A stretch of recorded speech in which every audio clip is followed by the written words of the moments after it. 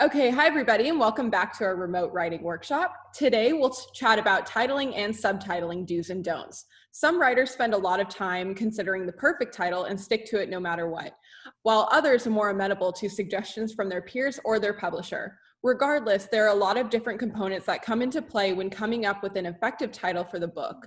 So what are some of the things that you can take into account when you're helping an author create a book title, Erin?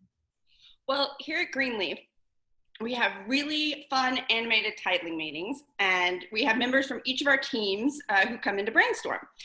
And that's because we like to get as many perspectives as possible. So we have people from editorial, distribution, marketing, production that all come into the titling meetings to give feedback on what works creatively in the marketplace and what sells.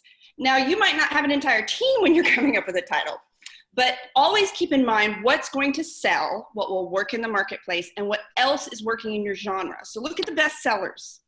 And we always like to keep in mind, and so should you, that the purpose of a title is to attract the intended audience, communicate the promise of the book, communicate the book's theme and content, and differentiate the book in the market. Very important. So remember, a title is not just something clever or what sounds good. So when we all get together and brainstorm, we like to use keywords and phrases from the book. We'll write all those down and bring them in, as well as major themes. We always consider the tone of the book. Is it funny, serious, dark, satirical, academic? So you really want to consider what mood you want to communicate with the title. Also, very important, make sure you know your readers, because you want a title for your target audience, not for yourself or your friends. So if you absolutely love a title and it doesn't speak to your target readers, it's useless. Get rid of it. Always include words that you love, so you can brainstorm a list of words you really like. And if you're writing fiction, even consider some main character names for your title. You want to consider all of these things when brainstorming a really solid title for your book. Okay, so any advice for writers out there looking to get into a creative headspace while thinking up a title? Well, yes, we talked about brainstorming a while back, but I find that everyone is more inspired with a relaxed, creative state of mind. So grab some Play-Doh, crayons, Legos, stress balls, and have some fun. I actually bring these things into our titling meetings sometimes. It really lets the pressure go, everyone can relax, and the ideas come much easier. It's also always a good idea to set a time limit so that the brainstorming has an end, an hour or two max. You can always come back and revisit your ideas.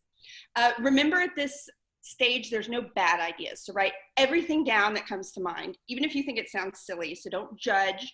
And remember, with titles, different is good. And the more ideas you come up with, the greater the odds that you'll find one that works. Another method I use, I like to search online for popular idioms and phrases that contain keywords from the book. And then you can create some titles that are witty twists on common sayings. And of course, wordplay is always super fun. I was David Hasselhoff's editor back in the day, and we brainstormed the title for his autobiography, and we called it Don't Hassle the Hoff, but we spelled Hassel like his last name with an E-L instead of an L-E. And of course, now he sells merchandise with that saying on it, and it's like his brand, so I might need to get a cut of that. I'm not sure if that works. Inquire about some royalty percentages. I'm like, hey. Hey, pay up, mister. Okay, so what makes an effective title? Short and simple is always good. A good title also creates an emotional response from the reader. It grabs the gut. And titles sell your book. So you want to make it attention-grabbing, informative, memorable, and searchable. And you also want your title to be easy to say and not embarrassing to say. Important. All right. When does a book need a subtitle, and how is deciding on a subtitle different than deciding on a title? Well, fiction usually doesn't need subtitles, but for nonfiction, a subtitle is there to support the title and tells the reader more detail what to expect inside the book. You want your subtitles to be concise and straightforward. You want them to clearly express what your book will do for the reader, especially if the title itself is more artistic or vague. You're being creative with the title, so you want the subtitle to really get to the core of what the book's about. So if the title is meant mainly to grab attention, then the subtitle will explain the true meaning of the book. So for example, and I've spoken about this before, but the book Make Your Bed That title, it could be about organizational skills or how to be a better housekeeper or parenting skills. We aren't quite sure. But the subtitle brings it all home and clarifies its meaning. So the full title and subtitle is Make Your Bed, Little Things That Can Change Your Life and Maybe the World. So that brings it all together. The subtitle is also effective for online keyword searches, which is very important when you're trying to get readers to find your book. For instance, if a reader is searching for information on entrepreneurship or yoga or powerlifting, and they type in those keywords, you have a huge advantage if those keywords are actually in your subtitle, because readers will be shown straight to your book. Great. Yeah. Something I'd love to throw in when we do discuss titling and subtitling in our initial submission discovery meetings, SEO is very important to discoverability of the title. So made up words tend to be a little bit harder to find, because when you are marketing your book, especially on Amazon or Google or wherever you're marketing your book online, you want it to be searchable and you want it to be discoverable. And unfortunately, made up words don't rank SEO wise. And so that has to be taken into consideration. So that's why we have professional titling meetings here at Greenleaf to help tie up those loose ends. Exactly. Very important. Awesome. Okay. So are there any obvious things that authors should avoid when they're crafting their book title? Well, you want to consider any words or phrases that can be offensive or misconstrued. You definitely want to think about what will appeal to your target audience and what will not. So you don't want to make a title difficult to pronounce or spell. Again, made up words can be difficult. And you want your title to be memorable and unique. And always do a search of other recently published books before you get too excited about a title. It's going to confuse readers if you have the same title as another book, especially if it's one similar to yours, or if the author is more well-known than you are. So you want people to be able to find your book and not a similar one with the same title. This has actually happened a lot of times with authors.